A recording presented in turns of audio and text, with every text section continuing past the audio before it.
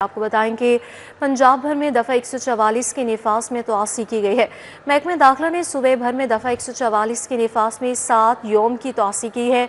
हर किस्म के एहतजाज, जलसे, जुलूस, रैलियों, धरनों और इज्तिमा पर पाबंदी बरकरार रखी जाएगी। मज़ीद तफसीलात जान लेंगे एडिटर ब्यूरोक्रेसी कैसर खोकर से, बताइएगा। जी बिल्कुल, हुकूमत पंजाब ने सूबा भर में दफा 144 के नफाज में 7 रोज की तोसी का नोटिफिकेशन जारी किया है। 7 रोज के लिए, मजीद 7 रोज के लिए पंजाब में जलसे, जुलूस, धरने, सिट, मुजाहरे, प्रोटेस्ट पर पाबंदी होगी। 4 या 4 से ज्यादा अफराद के इकट्ठा होने पर पाबंदी होगी। असला की नमाइश, वाईफायरिंग पर पाबंदी होगी। लाउड स्पीकर के इस्तेमाल पर पाबंदी होगी।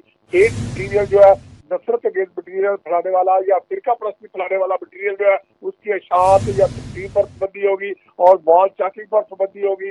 इसके अलावा जो है वो हुकूमत पंजाब ने ये लाउड स्पीकर जो है सिर्फ जुमा का खुतबा और नमाज के अजान के लिए इस्तेमाल हो सकेगा। इसके अलावा लाउड स्पीकर इस्तेमाल नहीं हो सकेगा। और जो दफा 140 का नफाज है उसको 7 रोज की मजीद तस्दीक का नोटिफिकेशन महकमा दाखिला पंजाब ने जारी कर दिया है। जी बहुत शुक्रिया कैसर खोकर आपका। अब बात करें फ़ज़ाई आलूदगी के हवाले से, तो बागा के शहर में फ़ज़ाई आलूदगी ने पंजे गाड़ लिए हैं और लाहौर दुनिया के आलूदा तरीन शहरों में पहले नंबर पर आ गया है। शहर में फ़ज़ाई आलूदगी की मजमूई शरह 214 रिकॉर्ड की गई। सिविल सेक्रेटेरिएट 449, CEPR ऑफिस में आलूदगी की शरह 445 रिकॉर्ड हुई, जबकि माहिरीन की जानिब से शहरियों को एहतियाती तदाबीर इख्तियार करने की हिदायत भी जारी की गई हैं। बागा के शहर में फ़ज़ाई आलूदगी ने पंजे गाड़ लिए हैं और लाहौर दुनिया के आलूदा तरीन शहरों में इस वक्त पहले नंबर पर मौजूद है। शहर में फ़ज़ाई आलूदगी की बात की जाए तो फ़ज़ाई आलूदगी की मजमूई शरह 214 रिकॉर्ड की गई है। सिविल सेक्रेटेरिएट 449, CEPR ऑफिस में आलूदगी की शरह 445 रिकॉर्ड की गई और माहिरीन की जानिब से शहरियों को मशवरे दिए गए हैं, एहतियाती तदाबीर अपनाए जाए और मास्क का इस्तेमाल लाजमी किया जाए। लाहौर हाई कोर्ट में स्मोक तदारुक केस की समाअत कल मुकर्रर। जस्टिस शाहिद करीम कल स्मोक से मुतालिक केस की समाअत करेंगे। DG माहौलियात इमरान हामिद शेख अदालत में पेश होंगे। डेप्यूटी डायरेक्टर माहौलियात लाहौर अली एजाज भी अदालत तलब किए गए। महकमे माहौलियात स्मोक तदारुक पर अपनी रिपोर्ट अदालत में जमा कराएंगे। मजीद जान लेंगे, हमारे साथ मलिक अशरफ मौजूद है, बताइएगा। जी बिल्कुल, लाहौर हाई कोर्ट में 2 माह के बाद स्मोक तदारुक के मुतल्लिक केस की समाअत कल होगी और लाहौर हाई कोर्ट के जस्टिस शाहिद करीम स्मोक तदारुक के मुतल्लिक केस की समाअत करेंगे। और ये समाअत जो होगी लाहौर हाई कोर्ट में दोपहर 12 बजे के बाद होगी। और इस हवाले से जरा ये बता रहे हैं कि इसमें DG माहौलियात इमरान हामिद शेख अदालत में पेश होंगे। डिप्टी डायरेक्टर माहौलियात अली एजाज के अलावा दीगर अफसरान पेश होंगे और महकमा माहौलियात स्मोक तदारुक के बारे में अपनी रिपोर्ट अदालत में जमा कराएगा। वफाक की जानिब से deputy attorney general Asad Ali Bajwa पेश होंगे, जबकि माहौलियाती कमीशन के अरकान और असिस्टेंट एडवोकेट जनरल पंजाब भी अदालत के रूबरू पेश होंगे और अदालत स्मोक के तदारुक के लिए हुकूमती इक़दाम का जायजा लेने के बाद इस हवाले से कुछ अहकामात भी जारी करेगी। और जरा ये भी कहना है कि जैसे शाहिद करीम पहले भी स्मोक तदारुक के मुतल्लिक अहम अहकामात जारी कर चुके हैं, जिनकी बदौलत स्मोक में वाज़ेह तौर पर कमी देखने में मिली थी।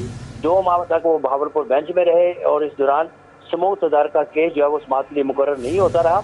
और अब जैसे शाहिद करीम की प्रिंसिपल सीट पर उनकी यहाँ पे रोस्टर में उनका नाम शामिल होने के बाद स्मोक तदारुक के केस को काफ़ी अहमियत दी जा रही है। जी ठीक है, बहुत शुक्रिया मलिक अशरफ आपका। सिविल डिफेंस का गैर कानूनी LPG दुकानों के खिलाफ बड़ा क्रैकडाउन किया गया। अक्टूबर में 100 FIRs दर्ज की गई, 109 गैर कानूनी LPG पॉइंट सील किए गए। मजीद इस बड़े क्रैकडाउन के हवाले से तफसीलात जान लेंगे ताहिर जमील खान से। ताहिर, बताइएगा कहाँ कहाँ कार्रवाइयाँ की गई हैं। जी बिल्कुल, शहर के मुख्तलिफ इलाकों में पाबंदी के बावजूद LPG की फ़रोख्त का अमल जारी है। LPG के चूँकि एक सिलेंडर से दूसरे सिलेंडर में इस गैस की मुंतकिली का अमल इंतहाई ख़तरनाक होता है, इसलिए इसे गैर महफूज और गैर कानूनी करार दिया गया है। इसे LPG के डिकेटिंग का अमल कहते हैं, जिसके खिलाफ अब सिविल डिफेंस हुकाम मुतहरिक हुए हैं और शहर के मुख्तलिफ इलाकों में मुख्तलिफ तहसीलों में कार्रवाई करते हुए एक बड़ा क्रैकडाउन लॉन्च किया गया है। और सिर्फ अक्टूबर के अदाद शुमार की अगर बात की जाए تو شہر کے تمام مختلف تحصیلوں میں کارروائیاں جو کی گئی تھیں اس کے مطابق 100 FIR درج کی گئی ہیں، دکانداروں کے خلاف استغاثے دیے گئے اور اس کے بعد ان پر مقدمات کا اندراج بھی کیا گیا۔ اسی طرح نہ صرف FIR درج کی گئیں بلکہ 109 مختلف دکانیں جہاں پر LPG کی غیر محفوظ اور ایک سلنڈر سے دوسرے سلنڈر میں منتقلی یعنی کہ ڈیکیٹنگ کا عمل ہو رہا تھا، ایسی 109 دکانیں بھی سرب مہر کی گئی ہیں۔ اس حوالے سے سول ڈیفنس حکام اور CDO civil defence Ashfaq Ahmed کا کہنا تھا چونکہ یہ عمل انتہائی خطرناک ہے اور حال ہی میں اس حوالے سے ٹھیک ہے طاہر جمیل خان، بہت شکریہ آپ کا۔ SP operations cantt Lahore captain retired Qazi Ali رضا کا تبادلہ کر دیا گیا۔ کیپٹن ریٹائرڈ قاضی علی رضا کو اسلام آباد پولیس رپورٹ کرنے کا حکم جاری کیا گیا۔ اسٹیبلشمنٹ ڈویژن نے قاضی علی رضا کو پنجاب سے ریلیف کرنے کا نوٹیفکیشن جاری کر دیا ہے۔ قاضی علی رضا کو اسلام آباد پولیس میں رپورٹ کرنے کی ہدایات جاری کر دی گئی ہیں۔ اس حوالے سے بتائیں کہ SP operations cantt Lahore captain retired Qazi Ali رضا کا تبادلہ ہو چکا ہے۔ کیپٹن ریٹائرڈ قاضی علی رضا کو اسلام آباد پولیس رپورٹ کرنے کا حکم جاری کیا گیا۔ اسٹیبلشمنٹ ڈویژن نے قاضی علی رضا کو پنجاب سے ریلیف کرنے کا نوٹیفکیشن جاری کیا جبکہ قاضی علی رضا کو اسلام آباد پولیس میں رپورٹ کرنے کی ہدایات کر دی ہے۔ SP operations cantt Lahore captain retired Qazi Ali رضا کا تبادلہ ہو چکا ہے۔ مزید جان لیں گے وقاص سے۔ وقاص بتائیے گا۔ جی بالکل، اسلام آباد اسٹیبلشمنٹ ڈویژن کی طرف سے باقاعدہ نوٹیفکیشن جاری کر دیا گیا ہے پنجاب سے ریلیو کرنے کا اور اسلام آباد پولیس کو رپورٹ کرنے کا۔ کیپٹن ریٹائرڈ قاضی علی رضا لاہور میں کینٹ میں SP آپریشن سے پہلے SP سٹی لاہور بھی رہ چکے ہیں، تاہم اس حوالے سے کہ جو فیصلہ ہے ان کو ریلیو کرنے کا پنجاب سے یا یہ نوٹیفکیشن کینسل کروانے کا وہ تاحال نہیں ہو سکا، کیونکہ یہ نوٹیفکیشن 2 روز پہلے ہوا تھا لیکن ابھی تک پنجاب IG پنجاب آفس سے یا CC کی طرف سے انہیں چارج چھوڑنے کا نہیں کہا گیا، لیکن اسٹیبلشمنٹ ڈویژن کی طرف سے ان کا جو نوٹیفکیشن ہے وہ کر دیا گیا اور انہیں کہا گیا ہے کہ وہ فوری طور پر اسلام آباد پولیس کو رپورٹ کرے۔ جی ٹھیک ہے، بہت شکریہ وقاص احمد آپ کا۔ یوٹیوبر سعد الرحمان عرف ڈکی بھائی کی درخواست ضمانت سماعت کے لیے مقرر۔ لاہور ہائی کورٹ کے جسٹس فاروق حیدر کل سماعت کریں گے۔ درخواست میں national crime and cyber investigation agency Lahore کو فریق بنایا جائے گا۔ تو اس حوالے سے آپ کو بتا رہے ہیں درخواست میں national crime and cyber investigation agency Lahore کو فریق بنایا جائے گا۔ لاہور ہائی کورٹ کے جسٹس فاروق حیدر اس پر کل سماعت کریں گے۔ یوٹیوبر سعد الرحمان عرف ڈکی بھائی کی درخواست ضمانت سماعت کے لیے مقرر ہو گئی۔ موسم سرما کی آمد وکلاء کے لیے کل سے لاہور ہائی کورٹ میں گاؤن پہننا لازمی کرا۔ تمام وکلاء کل 3 نومبر سے عدالت میں پیشی کے دوران گاؤن پہنیں گے۔ Chief justice Lahore high court Aliya Neelum کی ہدایات پر نوٹیفکیشن جاری کیا گیا تھا۔ اس نوٹیفکیشن کا اطلاق لاہور ہائی کورٹ اور اس کے تمام بینچوں پر کیا جائے گا۔ موسم سرما کی آمد ہے اور وکلاء کے لیے کل سے لاہور ہائی کورٹ میں گاؤن پہننا لازمی قرار دیا گیا۔ تمام وکلاء کل 3 نومبر سے عدالت میں پیشی کے دوران گاؤن پہنیں گے۔ Chief justice Lahore high court Aliya Neelum کی ہدایات پر یہ نوٹیفکیشن جاری کیا گیا تھا۔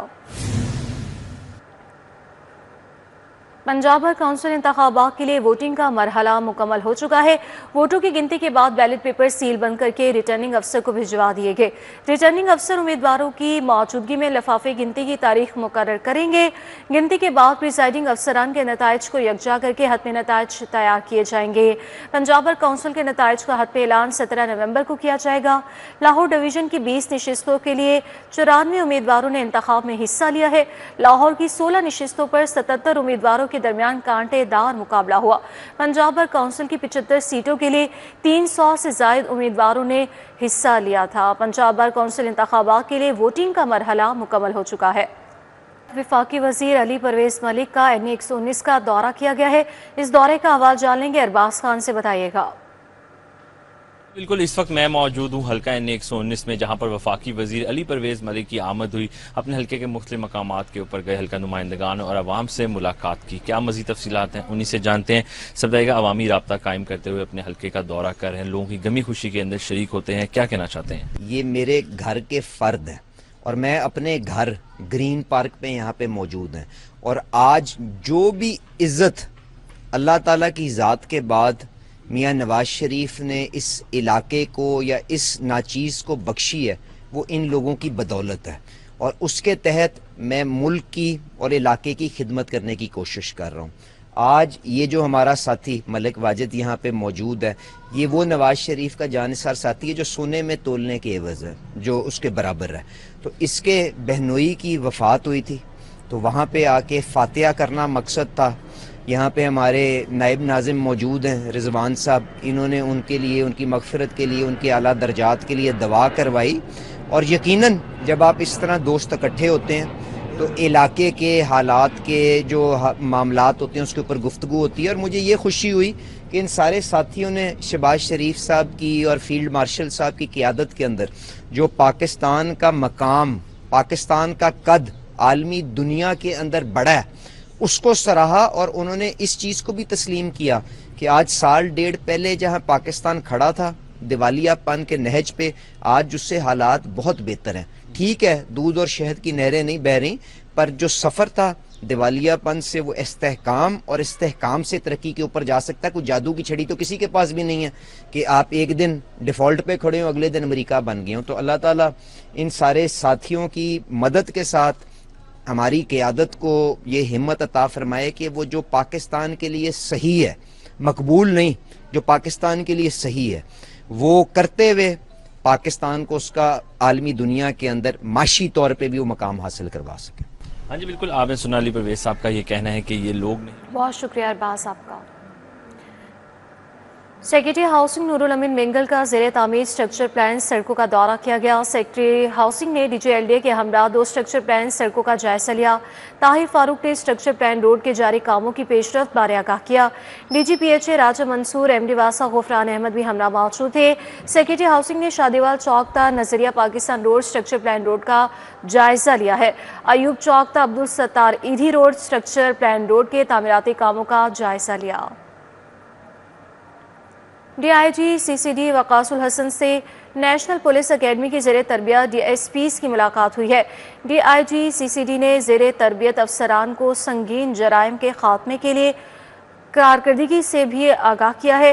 زیر تربیت افسران کو قتل، اغوا برائے تاوان، ڈکیتی، زیادتی کے خاتمے کے حوالے سے اقدامات بارے تفصیلی بریفنگ دی گئی ہے۔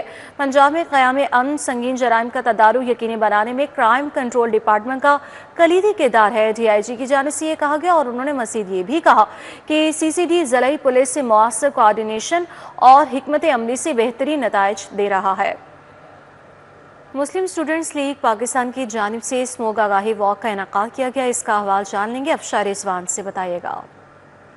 اس وقت ہم مال روڈ پر موجود ہیں جہاں پہ پاکستان مسلم اسٹوڈنٹ لیگ کی جانب سے اسموک سے آگاہی واک کا انعقاد کیا گیا ہے۔ اس کے اندر پودوں بھی تقسیم کیے گئے ہیں، شہریوں میں واک بھی کی گئی ہے، ماسک بھی پہنے ہوئے ہیں شرکا نے، اور ایک بہت ہی دلچسپ چیز جو ہے شرکا نے یہاں پہ کی ہوئی ہے کہ پودے کو آکسیجن ماسک لگایا ہوا۔ مجھے بتائیں یہ جو انیشیٹو ہے کہ پودوں کو سانس لینے دیا جائے تاکہ ہمارے لیے بھی سانس لینے کا ماحول بن سکے، یہ کتنا ضروری ہے اور شہریوں کو اس حوالے سے آگاہی دینا کتنا ضروری ہے؟ یہ اتنا ہی ضروری ہے کہ جتنا کہ پودے ہمارے لیے آکسیجن پیدا کرتے ہیں، اب پنجاب میں نہ ہونے کے برابر ہیں پودے۔ ٹھیک ہے، پہلے بلین ٹری جو پروگرام شروع کیا تھا وہ ختم کر دیا گیا، لیکن اب پھر دوبارہ شروع کرنا چاہیے اور گاڑیوں کو ختم کرنا چاہیے جو اسموک پیدا کرتی ہے۔ جی بالکل، ان کا کہنا ہے کہ اسموک سے حوالے سے اویئر کرنا بے حد ضروری ہے کیونکہ یہ جو ہے ہمارے آنے والا کل ہے۔ آپ مجھے بتائیں کہ اسموک کے حوالے سے آگاہی جو ہے پرائیویٹ سیکٹر سے بھی جاری ہے، حکومت کی جانب سے جاری ہے، مزید کیا اقدامات کیے؟ دیکھیں حکومت کی طرف سے یہ کافی نہیں ہے، اقدامات جو حکومت کر رہی ہے بہت ضروری ہیں لیکن یہ کافی نہیں ہے، انف نہیں ہے۔ دنیا کے اندر اسموک ایمرجنسی پلان نافذ ہوتے ہیں، پاکستان کے اندر اسموک ایمرجنسی پلان نافذ کرنا چاہیے۔ اس کی وجہ یہ ہے کہ ہمارے سامنے چائنا کی، میکسیکو کی، دنیا کے بڑے بڑے شہروں ممالک کی مثال موجود ہے جنہوں نے اس سے اپنے آپ کو کور کیا ہے، لیکن ہم دیکھتے ہیں کہ صرف اسموک گن جو ہے وہ کافی نہیں ہے۔ ہمیں یہاں پر گاڑیوں کو کنٹرول کرنا چاہیے جو کاربن ڈائی آکسائڈ پیدا کر رہی ہیں، درخت کاٹے جا رہے ہیں، کلونیز لگائی جا رہی ہیں۔ تو اگر سب مل کر اس کو شروع کریں گے، پودے لگائے جائیں گے، اویئرنیس دی جائے گی، تو پھر اس سے ہم مل کر قوم کی سطح پر جو ہے وہ اس کو کامیاب اس میں ہو سکتے ہیں۔ ہاں جی بالکل، ان کا کہنا ہے کہ قوم کی سطح۔ ٹھیک ہے افشاں، بہت شکریہ۔ پی ایچ ایف کا ایگزیکٹو بورڈ اور کانگریس کا اجلاس طلب کیا گیا ہے، اس حوالے سے جان لیں گے، حافظ شہباز سے بتائیے گا۔